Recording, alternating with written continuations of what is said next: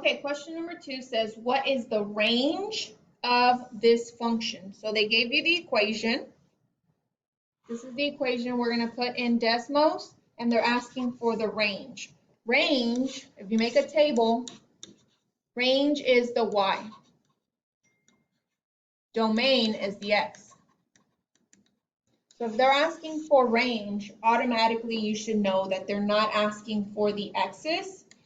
They're asking for the y's. These are y's, and then it could be all real numbers, maybe. Okay? So let's go look at it.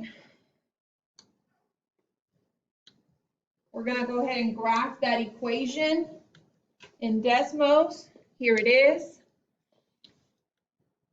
Range goes from the bottom, which the bottom is never going to stop, so that's all real numbers, to the top. The highest point is 9. Okay? Remember, range is the y, so it's that 9 right there. So are these numbers getting bigger or smaller the more I go down? Right? Because this quadratic is going to keep going down and down and down. These numbers are getting smaller. So it's going to be all numbers that are smaller, because they're going down, than 9.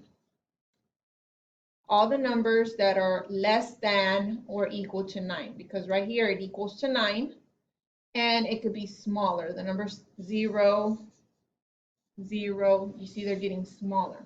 So let's go look at the answer choices.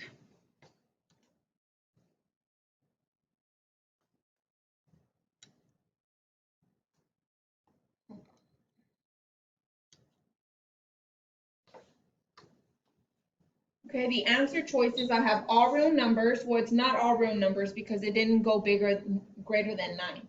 This one says y, because f of x is your y. Y is less than or equal to 9, or y is greater than or equal to 9. Are the numbers getting bigger or are the numbers getting smaller? Remember, this is your y.